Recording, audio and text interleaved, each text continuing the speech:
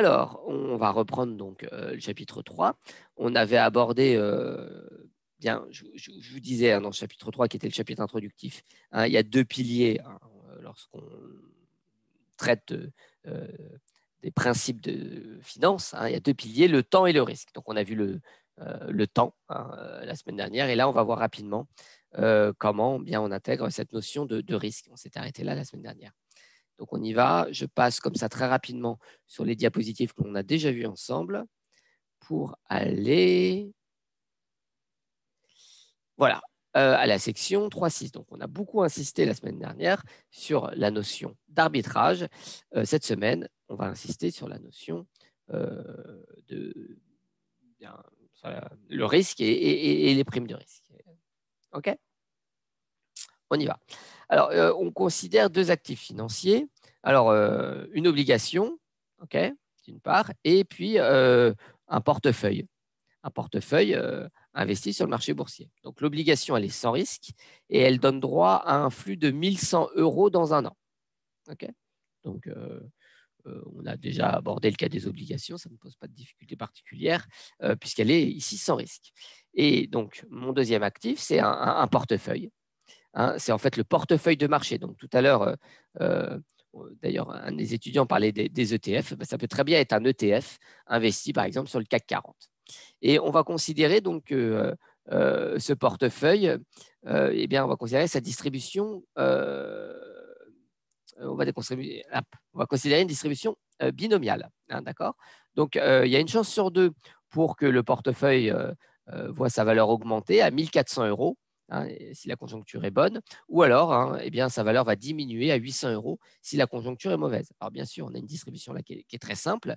Pourquoi? Parce que ce qui importe, c'est de comprendre les intuitions. Après, on peut très bien généraliser et utiliser d'autres distributions, et notamment des distributions continues. Mais encore une fois, ces aspects techniques, on aura l'occasion d'y revenir plus tard, bien plus tard même. Pour le Excusez-moi, moment, monsieur. on reste sur une distribution binomiale avec donc des états de la nature qui sont équiprobables. Et oui, il y a une question. Ouais, en fait, je sais pas si c'est mon ordinateur, mais en fait, moi, je le vois quand le zoom il est trop fort. Le zoom est trop fort. Qu'est-ce que vous voulez dire par là? Je vois qu'une partie de l'écran, en fait. Vous voyez qu'une partie de l'écran. Je crois que c'est de votre côté que ça se passe, vu les retours de vos camarades. Ok. En revanche, excusez-moi. Du coup, j'essayais de voir, mais voilà, je retourne sur ma diapo. Je suis désolé. Et donc, dernière donnée du problème, on a un taux d'intérêt sans risque qui est ici de 4%. Encore une fois, ces variables-là, ces valeurs sont des valeurs artificielles. Bien sûr, on sait qu'aujourd'hui, le taux d'intérêt sans risque est quasiment nul, mais pour nous, c'est plus simple de prendre des valeurs fictives. Voilà, ça ne pose aucune difficulté. C'est bon pour les données du problème. Alors, voici maintenant le tableau qui m'importe de discuter avec vous. Donc, j'essaye de résumer les flux associés donc, à ces différents titres. Donc, j'ai cette obligation sans risque qui me rapporte la même chose, quelle que soit la conjoncture, par définition de l'obligation sans risque. Si le titre est sans risque, ça signifie bien que sa valeur ne dépend pas de la réalisation de l'état de la nature dans un an. D'accord? Donc, j'ai bien 1100 €, quelle que soit la conjoncture. Okay. Donc, ici, ce sont des données du problème. Compte tenu du taux sans risque, je peux calculer le prix de marché aujourd'hui pour cette obligation. Donc, je vais calculer le 1058. Je le calcule comment? C'est très simple. C'est la valeur actuelle des flux futurs. En l'occurrence, les flux futurs sont les mêmes, quel que soit l'état de la nature. Donc, c'est tout simplement 1100 € divisé par 1,04. Et donc, j'ai 1058. On a démontré la semaine dernière, de manière, je crois, très convaincante, que eh bien, le prix de l'obligation ne peut pas différer de 1058 sur un marché qui est bien arbitré, ce qui est le cas parce que, encore une fois, je le répète, les arbitragistes ont tout intérêt à arbitrer le marché. Donc, pour la première ligne, ça ne pose pas de difficulté particulière. OK. La seconde ligne maintenant, pour le portefeuille de marché, j'ai rapporté ici les flux dans un an. D'accord? J'ai rapporté les flux dans un an. Mais je vous donne en plus le prix du portefeuille de marché. Et le prix de ce portefeuille, je vous le donne. Je ne le calcule pas. Hein. Je l'observe sur le marché. Je ne peux pas le calculer. Hein. On va essayer de comprendre justement ce point. C'est l'objet de notre discussion. Hein. Je l'observe sur le marché et ce prix, il est bien de 1 000 €. D'accord? C'est une donnée du problème. Hein. Et je ne peux pas le calculer simplement. Vous allez comprendre pourquoi. Hein. Je pense que vous avez peut-être une idée hein, pourquoi je ne peux pas le calculer. Parce que je ne peux pas actualiser ces flux qui sont risqués sans tenir compte des primes de risque. Je crois que Raphaël, excusez-moi, a une question. Je vous écoute. Ouais, moi j'ai une question par rapport au portefeuille de marché. Du coup, vous avez dit, il synthétise un petit peu ce qui se passe sur le marché, c'est ça? Le portefeuille de marché, alors oui, il synthétise tout simplement parce que c'est le portefeuille qui contient tous les titres présents sur le marché. Alors, on aura l'occasion d'y revenir, mais donc vous avez tous les titres qui existent, disponibles, pondérés par leur taille. D'accord? Donc, pondérés par la capitalisation boursière. C'est comme ça qu'on définit le portefeuille de marché. Ok. Et l'obligation, du coup, elle peut être plus chère que le portefeuille de marché? Exactement. Et c'est le point qu'on va aborder ici. C'est exactement le point qu'il, dont il faut discuter. Vous avez parfaitement remarqué, hein, à juste titre, que le prix de l'obligation est supérieur au prix du portefeuille. Alors, comment ça se fait? J'insiste, hein, j'ai pris une obligation et un portefeuille de marché, je les ai pris comparables parce que vous pouvez remarquer qu'en moyenne, dans un an, les flux sont les mêmes. Hein. Donc, en moyenne, c'est 1 100 € pour l'obligation sans risque, ça ne pose aucun problème. Et pour le portefeuille de marché, on a en moyenne également 1 100 €. Donc, pour un flux futur qui, en moyenne, est le même, on a des prix qui sont différents. Je pense que maintenant, vous voyez pourquoi les prix sont différents et pourquoi l'obligation a un prix plus élevé que le portefeuille de marché. C'est parce que justement, on va tenir compte de la prime de risque. Cette prime de risque, on va expliciter, elle tient à ce que, en règle générale, c'est quelque chose de très largement partagé, les individus sont averses au risque. Alors, hein, ce concept d'aversion au risque, vous en avez déjà entendu parler hein, dans vos cours d'économie. Lorsqu'on interroge les individus, hein, lorsqu'on met en place des expériences, lorsqu'on met en place des enquêtes, il y a plusieurs façons hein, d'aborder cette question d'un point de vue méthodologique, je dirais, mais il en ressort toujours que très très largement, les individus sont averses au risque. Okay. Alors, sur l'aversion au risque, peut-être un petit mot sur l'aversion au risque. Allons-y. J'arrête la diapo une seconde. Sur l'aversion au risque, on va... Bah, allons-y. Imaginez la chose suivante. C'est souvent sous la forme de loterie que l'on mesure l'aversion au risque. Et donc, je vous propose 2 loteries. Soit hein, la loterie A. On va jouer ensemble. D'accord. Et si vous choisissez la loterie A, eh bien, vous allez gagner 100 €. D'accord. Ou alors, vous pouvez choisir la loterie B. Alors, la loterie A n'est pas très compliquée. Hein, elle rapporte 100 € dans tous les cas. Et la loterie B, c'est équiprobable. Vous avez une chance sur 2 de gagner 0 et une chance sur 2 de gagner 200 €. D'accord. Alors, je vais peut-être allumer la lumière. En plus, mon feutre ne marche pas très bien. Ouais. Mais vous voyez bien au tableau? Bah justement, votre feutre, je pense qu'il est un peu. Oui, mon feutre est un peu fatigué. Vous voyez mieux là? Monsieur, est-ce que vous pourriez ouvrir la file d'attente, s'il vous plaît? C'est fait, normalement, c'est fait. J'ai ouvert, hein, j'ai 225 participants, je crois que c'est bon. Donc, je répète, c'est soit 100 €, soit vous avez une chance sur 2 de gagner 200 ou 0. Changer de feutre, on voit mieux. Attendez un instant, je vais allumer un peu la lumière.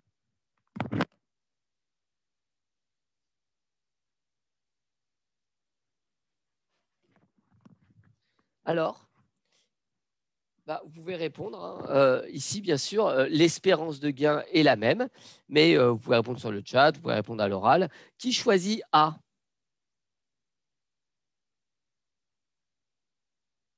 L'espérance est la même dans les deux cas, mais vous pouvez choisir A ou B. Qui choisit A?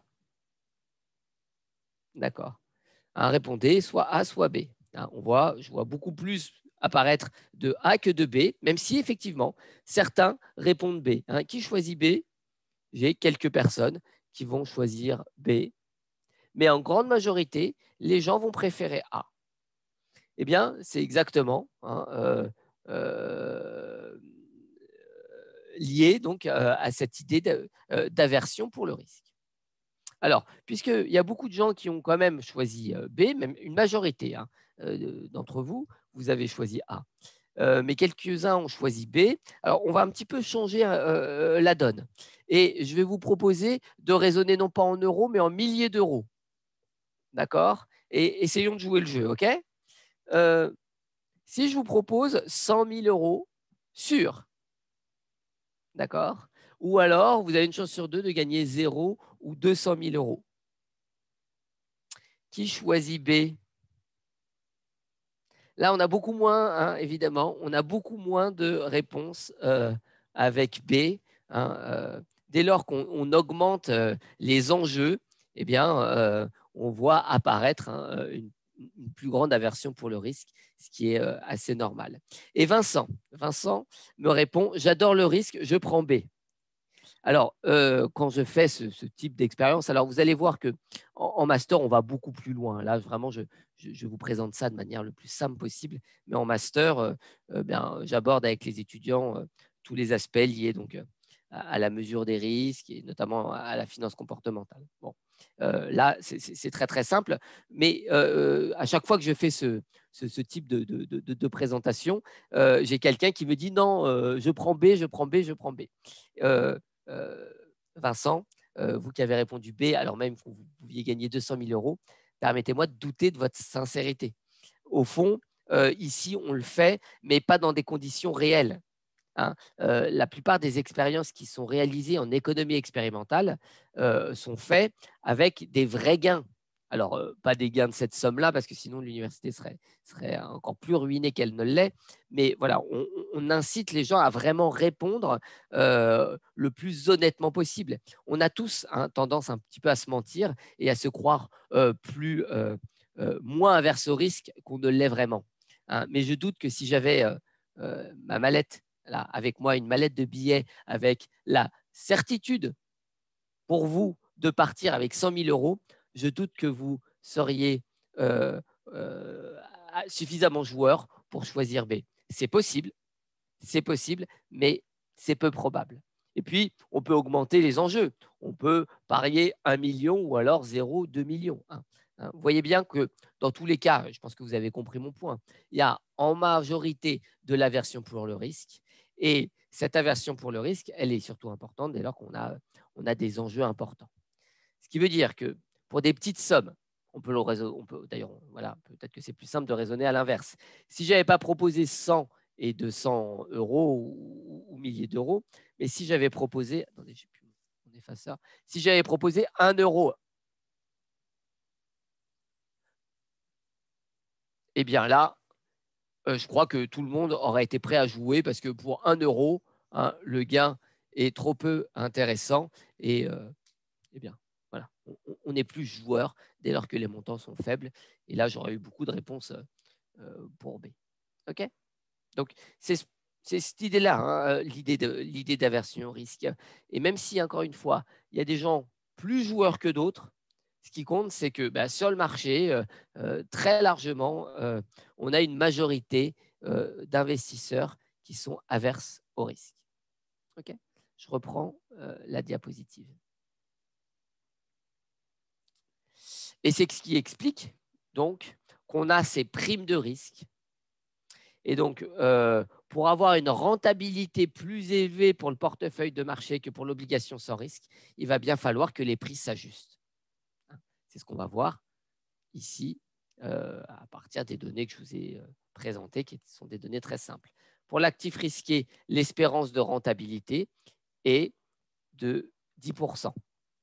D'accord? Pourquoi? Parce qu'en moyenne, on a 1100 pour un placement de 1000 euros. Donc, on a bien une espérance de rentabilité de 10%. Cette espérance de rentabilité, on peut la calculer en prenant bien l'espérance de rentabilité rapportée sur le montant investi. On peut aussi calculer la rentabilité dans chaque état de la nature, ex post. La rentabilité dans le bon état de la nature sera de 40%. Dans le mauvais état de la nature, la rentabilité est de moins 20%. Vous faites le calcul, c'est très simple. Et si on fait la moyenne pondérée, alors ici c'est Q probable, donc la moyenne pondérée elle est très simple, hein, mais si on fait la moyenne des rentabilités effectives, on retrouve évidemment ce 10%. Okay. Et donc, on a un actif sans risque qui a une rentabilité de 10%. Comparé donc à l'obligation qui avait une rentabilité de combien l'obligation? C'était une donnée du problème. Hein. Le taux sans risque était de 4%, donc la rentabilité de l'obligation était tout simplement de 4% par définition. Et donc, ce qui se passe, c'est que lorsque la semaine dernière, je vous ai présenté donc, ces principes très simples d'arbitrage, de capitalisation et d'actualisation, eh bien, j'utilisais, parce que j'étais dans ce qu'on appelle un univers sans risque, eh bien, j'utilisais le taux sans risque. Dès lors qu'on a des placements risqués, lorsqu'on a des flux risqués, eh bien, il faut utiliser le taux sans risque auquel on rajoute une prime de risque dans le calcul du taux d'actualisation. Okay. Donc, le taux d'actualisation, c'est égal au taux sans risque plus la prime de risque. Ce qui veut dire, c'est bien sûr le corollaire, que la prime de risque dans mon exercice est de combien? Eh bien, c'est le taux d'actualisation moins le taux sans risque, hein, bien sûr. Hein, on a ce résultat-là également. Donc, 10% moins 4%, on avait une prime de risque de 6%. OK.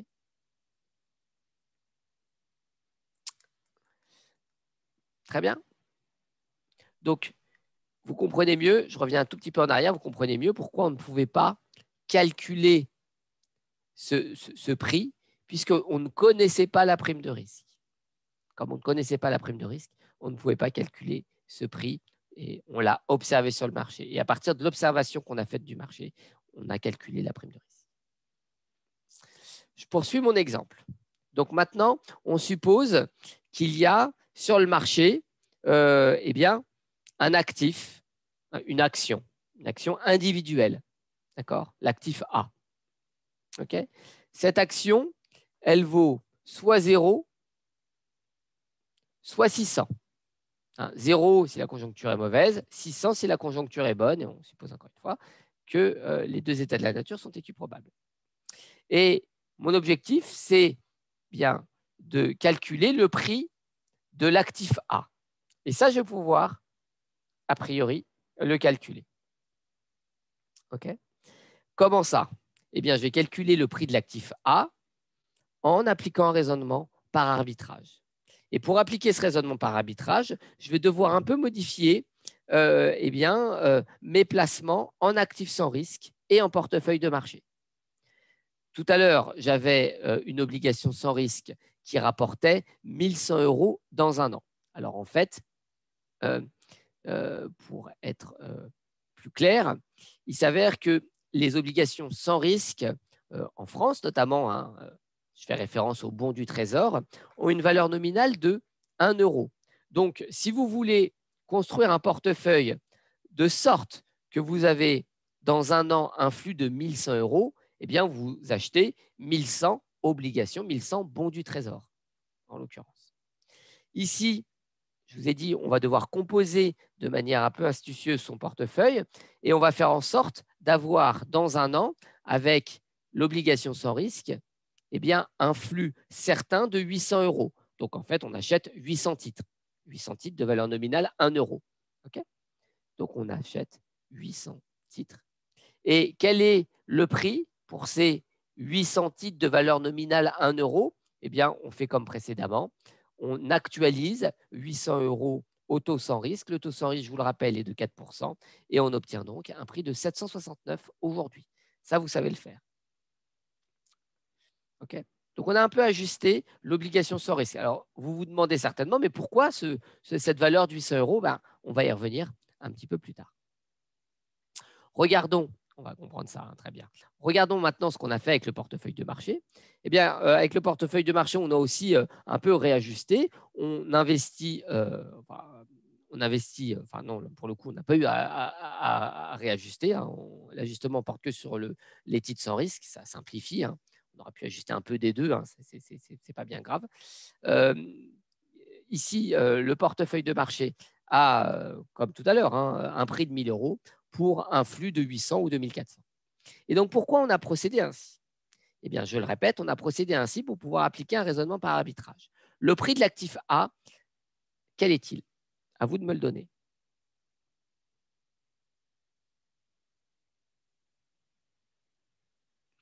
Eh bien, je vois que plusieurs d'entre vous avaient la bonne réponse. Le prix de l'actif A est effectivement de 231 €. La présentation, normalement, était censée vous aiguiller un peu sur ce résultat.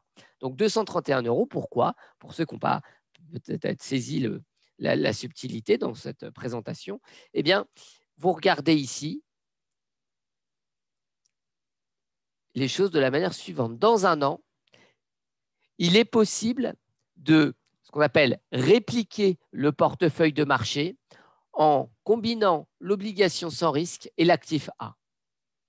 Le portefeuille de marché, on sait qu'il rapporte 800 ou 1400.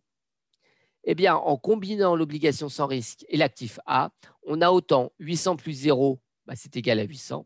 800 plus 1600, c'est égal à 1400. Donc, vous voyez bien, la combinaison de l'obligation sans risque et de l'actif A nous donne dans un an exactement les mêmes flux que le portefeuille de marché.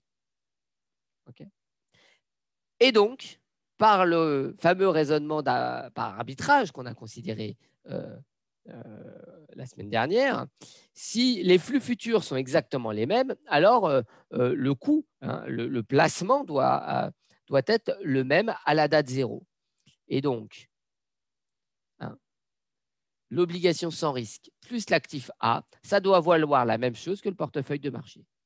Et j'en déduis bien, que le prix de l'actif A, c'est égal au prix du portefeuille de marché moins 769, autrement dit 231. Monsieur, Oui. est-ce qu'il y a une autre façon pour calculer le prix de l'actif A, à part faire la différence entre 1000 et 700? Alors, dans cet exemple-là, il y a d'autres méthodes pour évaluer le prix des actions, qu'on verra un peu plus tard. Mais ici, étant donné les informations dont on dispose, il n'y a aucune autre méthode. Il n'y a aucune autre méthode. Pourquoi? Parce que la seule possibilité aurait été d'actualiser les flux futurs. D'accord? Donc, vous avez dans un an un flux moyen de 300 €. Donc, vous pouvez l'actualiser pour avoir la valeur aujourd'hui, la valeur actuelle de ce flux, sauf que vous ne connaissez pas la prime de risque. Et donc, vous n'êtes pas en mesure de réaliser cette opération. C'est pourquoi on raisonne par arbitrage. D'accord? Tout à l'heure, je vous disais pour le portefeuille de marché, on ne peut pas calculer son prix parce qu'il nous manque la prime de risque et donc on n'a pas le taux d'actualisation. Eh bien, c'est la même chose ici pour l'actif A. Sauf que pour évaluer l'actif A, on peut s'appuyer sur l'obligation sans risque et le portefeuille du marché et raisonner par arbitrage. D'accord? Donc, il y a d'autres méthodes qu'on abordera un peu plus tard, mais l'essentiel des méthodes en finance repose sur ces deux techniques. Tout ce que vous allez voir en master, notamment en M1, qu'il s'agisse d'évaluer des actions, qu'il s'agisse d'évaluer des options, des calls, des puts, des swaps, eh bien, l'évaluation va toujours reposer soit sur l'actualisation des flux futurs, à condition toutefois d'avoir le bon taux d'actualisation. On verra qu'il y a encore d'autres approches, notamment avec ce qu'on appelle les probabilités risque neutres, mais je ne rentre pas dans ce détail-là. Donc, soit vous actualisez les flux futurs, soit vous raisonnez par arbitrage. C'est les deux approches, mais voilà, il n'y a pas d'autre moyen de faire. Okay. retenez en tête ces deux possibilités. Alors, comme on a calculé le prix de l'actif A, on peut ensuite déterminer la prime de risque. L'actif A, donc, il va s'échanger au prix de 231 €. On en est sûr, parce que ça correspond au prix d'arbitrage pour un paiement en moyenne dans un an de 300 €. Donc, on a facilement l'espérance de rentabilité de l'actif A. L'espérance de rentabilité est de 30%. D'accord ? Alors, pourquoi cette rentabilité est si élevée? C'est parce que le titre A est très risqué. Je reviens un petit peu en arrière. Vous voyez que le titre A est bien sûr plus risqué que l'obligation sans risque, ça c'est évidemment, mais aussi plus risqué que le portefeuille de marché. Calculer ex post les rentabilités dans chacun des états de la nature, vous allez voir que l'amplitude est beaucoup plus importante que pour le portefeuille de marché. Donc, comme l'actif A est plus risqué que le portefeuille de marché, il est normal que sa rentabilité soit également plus élevée. Et donc, finalement, le dernier point, c'est la mesure de la prime de risque. La prime de risque, je vous le rappelle, par définition, c'est la différence entre la rentabilité espérée et le taux sans risque. Ici, on a une prime de risque de 26%, alors que la prime de risque du portefeuille de marché était de 6%. Donc, qu'est-ce qu'on observe? Chose à retenir, les primes de risque dépendent du niveau de risque. Il y a un lien positif entre les deux et on va voir en plus que ce lien, il est linéaire. Okay. On peut donner quelques chiffres. On avait une amplitude de 60% pour le portefeuille de marché. De mémoire, c'était moins 20% quand la conjoncture était mauvaise, plus 40% quand la conjoncture était bonne, donc une amplitude de 60%. Ici, quand tout va mal, on ne gagne rien, donc on perd tout, on perd 100%. On ne peut pas perdre plus de 100%. D'ailleurs, là, on a tout perdu. On a perdu 100% de sa mise. Et quand la conjoncture est bonne, on gagne 160%. Donc, on a une amplitude de 260%. D'accord ? Vous voyez bien que le risque est beaucoup plus élevé pour l'actif A que pour le portefeuille de marché. Alors, je vois sur le chat quelques questions parfois. On demande, par exemple, Yael demande s'il ne faut pas calculer des probabilités. Les probabilités sont données dans cet exercice-là. On vous dit que les états de la nature sont équiprobables. Okay. Voilà, donc on sait évaluer une obligation sans risque. On raisonne par arbitrage. On sait que pour le portefeuille de marché, c'est plus compliqué que cela. Et que bien le prix, il est fixé par l'offre et la demande et il est fonction bien de l'aversion au risque général. Mais on ne peut peut-être pas déterminer le prix du portefeuille de marché, mais on peut déterminer le prix d'un actif en raisonnant par arbitrage. On l'a fait pour l'actif A et je vous propose de refaire la même chose pour l'actif B. D'accord ? Donc l'actif B, vous allez voir, il est assez similaire à l'actif A, en apparence en tout cas. Il est assez similaire à l'actif A. Quand la conjoncture est défavorable, l'actif B nous rapporte 600 €, alors que quand la conjoncture est bonne, cet actif B ne rapporte rien. Donc, de la même manière, on va un petit peu ajuster la part investie en titres sans risque. On ajuste les obligations sans risque de manière à pouvoir appliquer notre raisonnement par arbitrage. Okay. Donc là, on va prendre 1400 bons du Trésor de valeur nominale 1 €. Le coût, il est facile à calculer.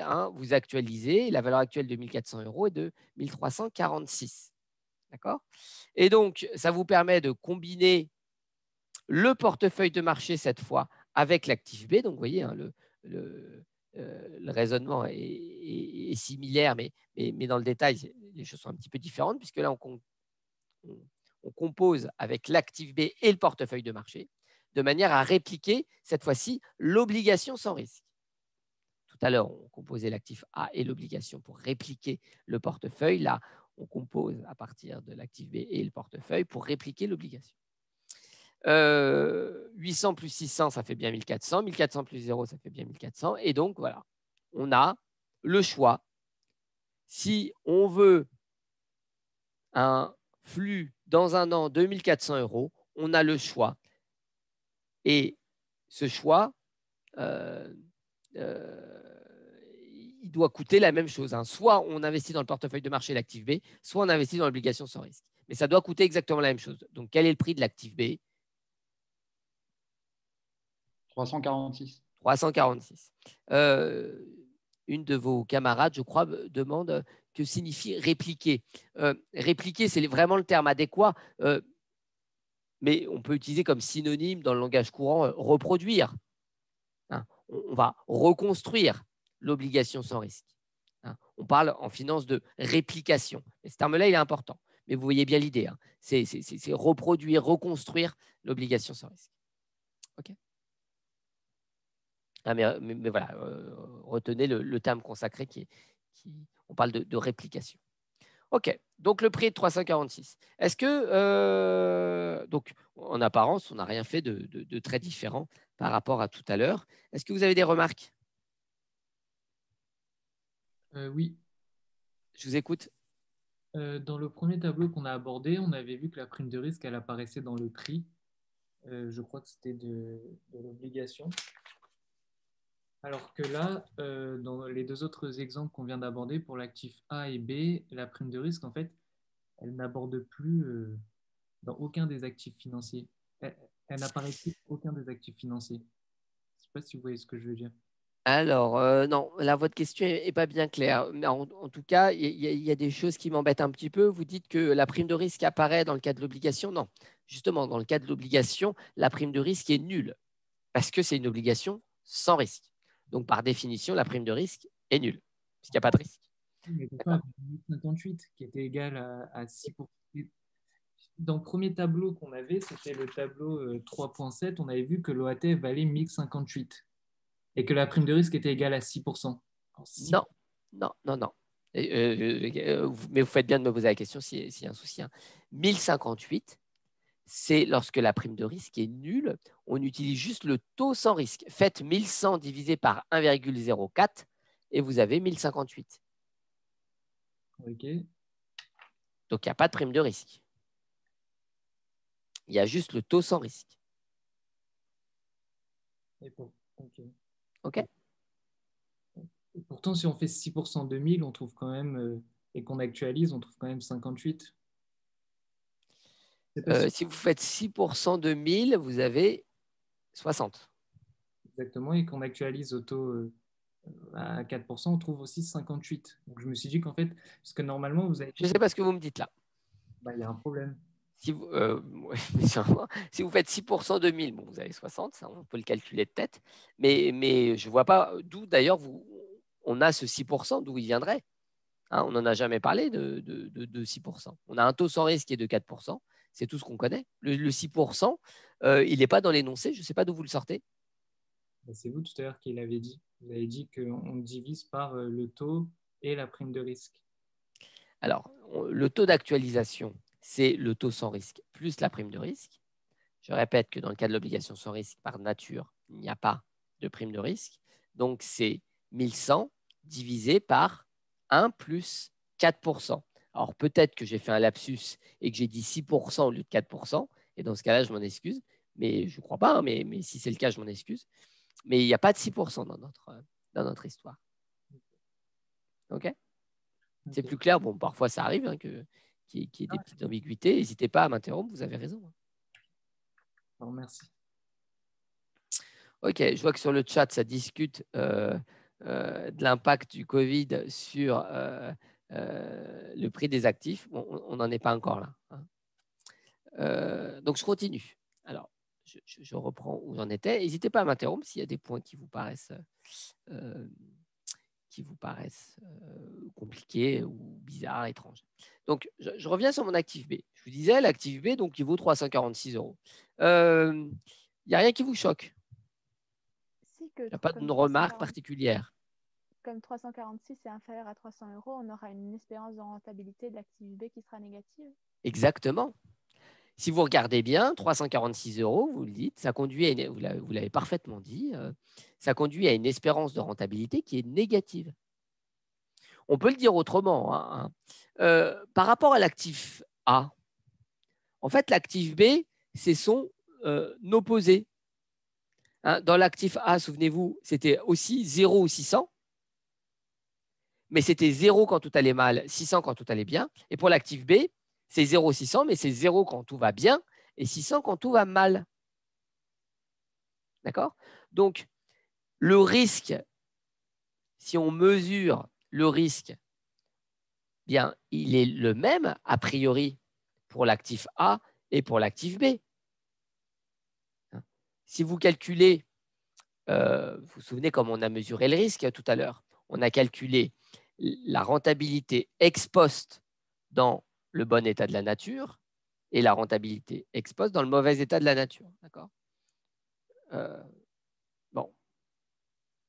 On se dit que si les prix dans un an sont les mêmes, on devrait avoir quelque chose de similaire. Eh bien, pas du tout.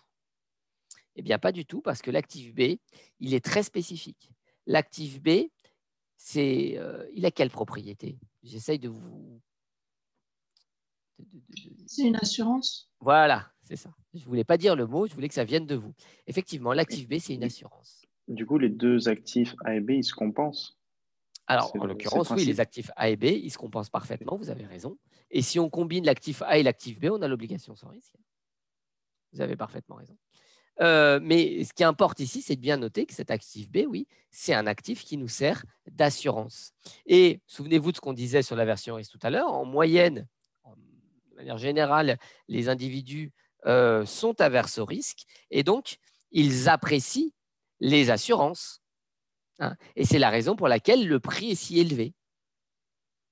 Le prix augmente pour les titres qui servent d'assurance. Parce que la version risque nous conduit à apprécier les titres qui nous permettent de gagner de l'argent quand tout va mal. Donc ici, monsieur, la prime de risque, ce serait la valeur de l'actif B par rapport au A, c'est ça?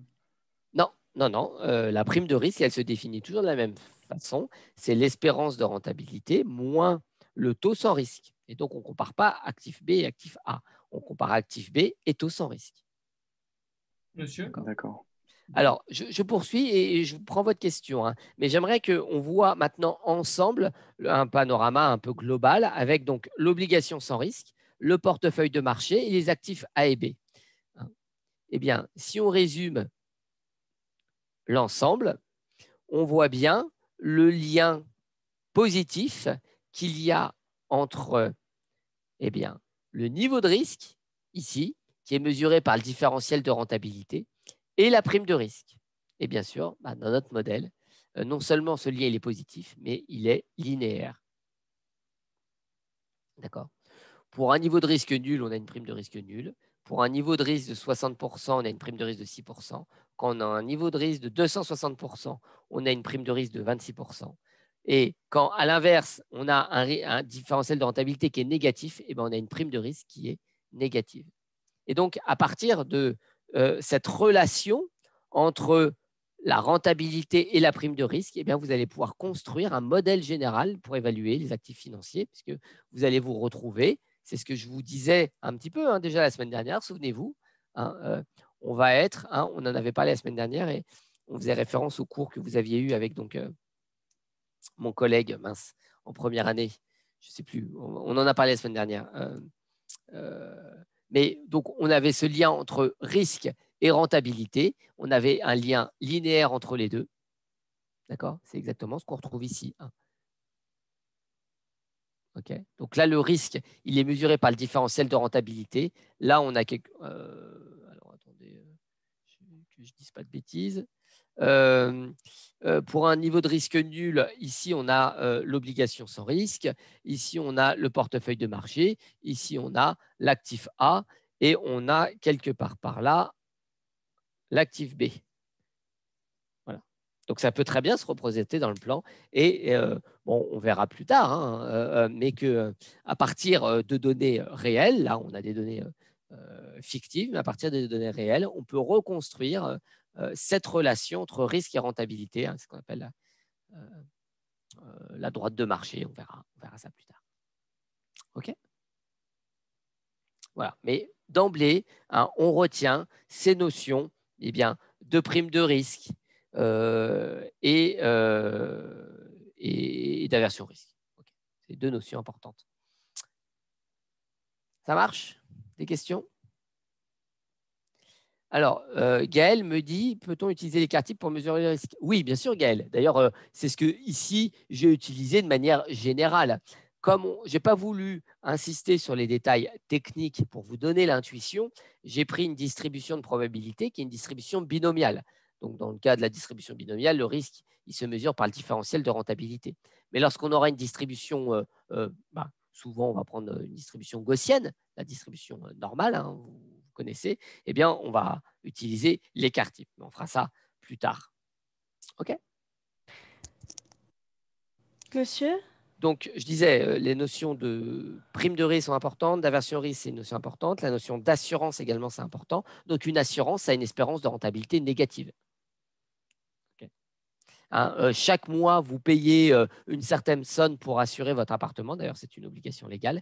Mais même si l'espérance de rentabilité est négative, vous êtes prêt à faire cette dépense parce que le jour où vous avez un dégât des eaux, le jour où il y a un incendie, eh bien, vous êtes content de pouvoir être remboursé. Donc, même si en moyenne, l'espérance de rentabilité est négative, vu votre aversion au risque, hein, qui est encore une fois un sentiment largement partagé, c'est une situation préférable.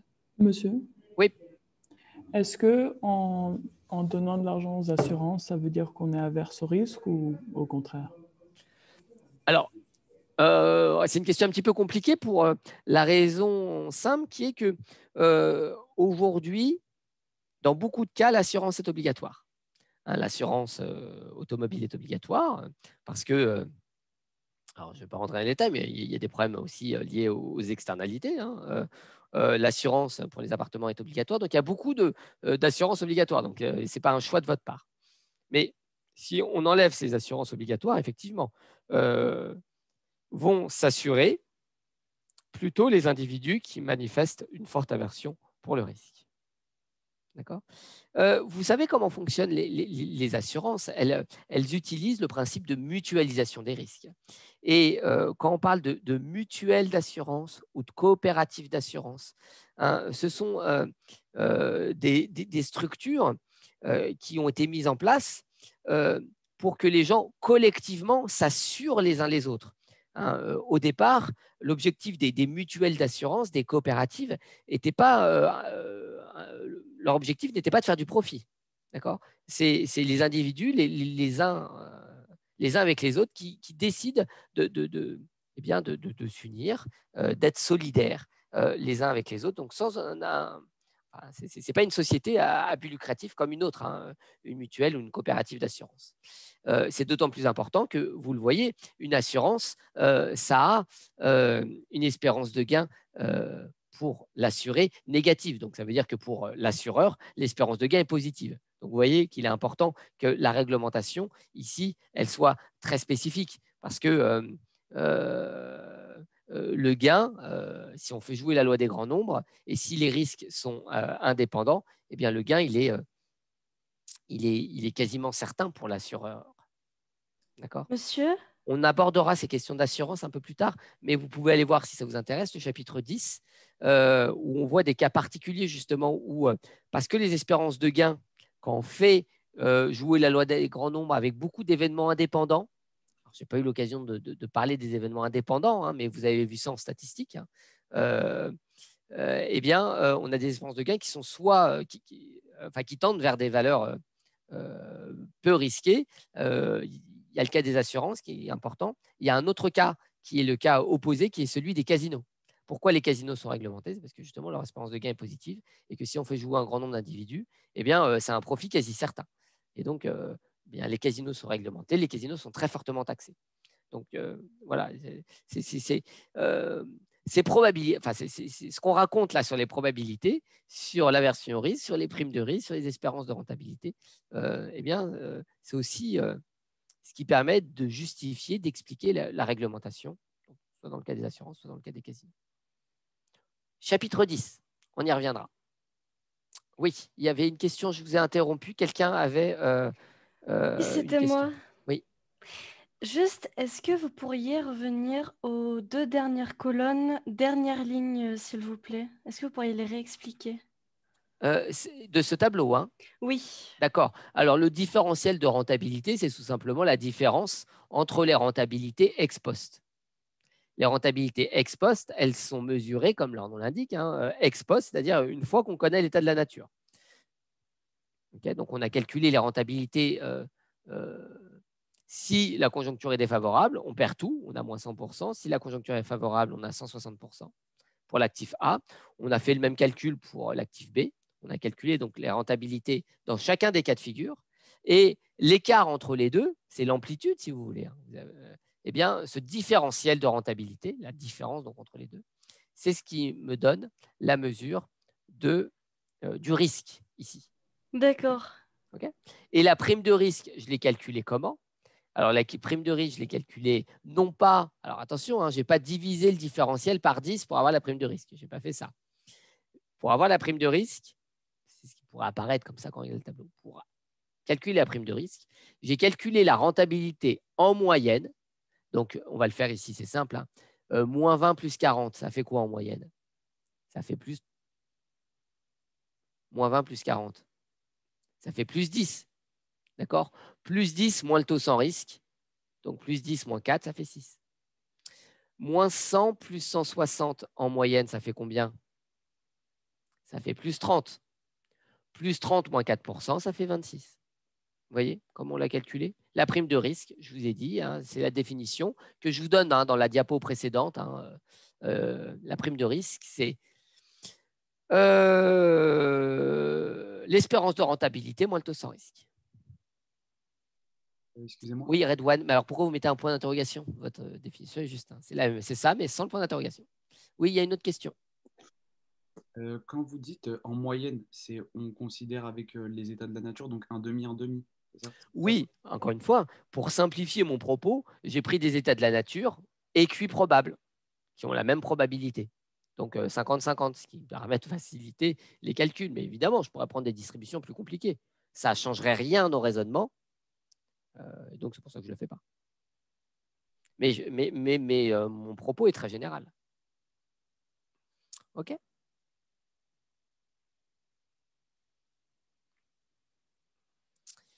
OK. Donc, la rentabilité d'un actif, hein, c'est le taux sans risque plus la prime de risque. Hein, mais ça, on l'a déjà dit. On va faire une pause dans un instant, si vous voulez bien. Encore patienter un petit peu. Je voudrais clore ce chapitre 3. La dernière section du chapitre 3, c'est sur l'introduction des coûts de transaction. Alors, c'est le seul moment dans le cours quasiment hein, où je vais introduire des coûts de transaction.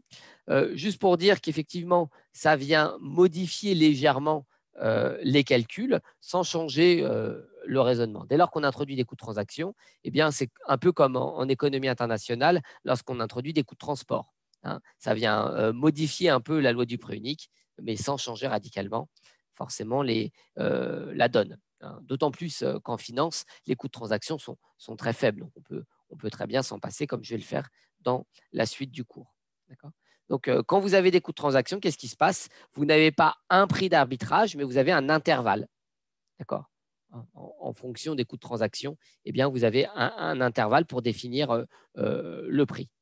Okay?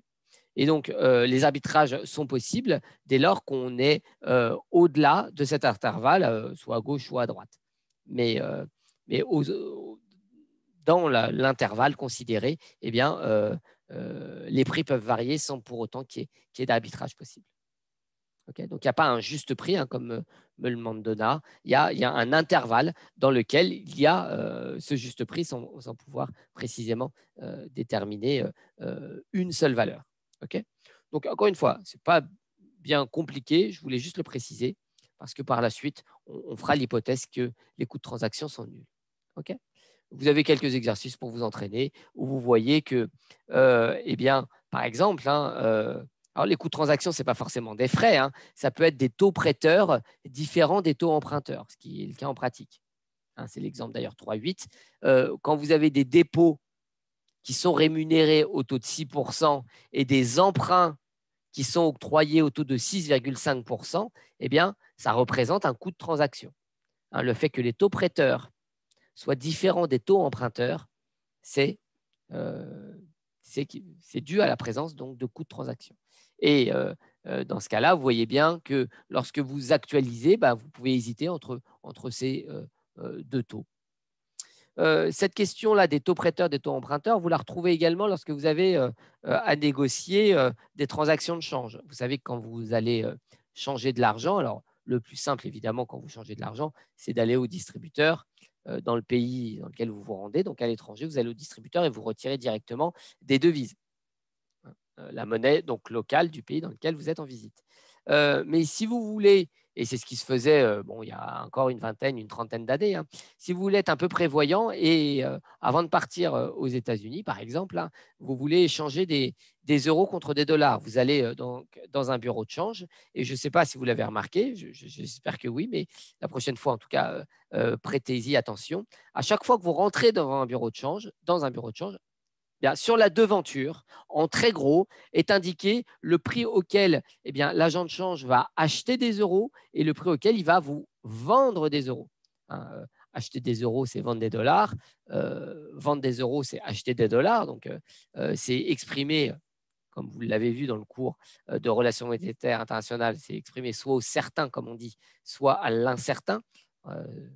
Autrement dit, hein, c'est exprimé de manière directe ou indirecte.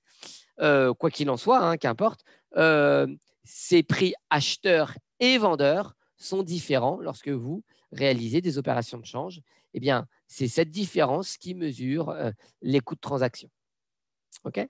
D'ailleurs, faites attention, mais alors, malheureusement, on ne peut pas aller en cours à la Sorbonne en ce moment, mais peut-être qu'on aura l'occasion d'ici la fin de l'année de se retrouver dans les amphithéâtres. Et vous savez que sur le boulevard Saint-Michel, vous avez plusieurs agents de change. Et vous remarquerez certaines fois, les agents de change précisent sur leur devanture qu'il n'y a pas de coût de transaction, un coût de transaction nul.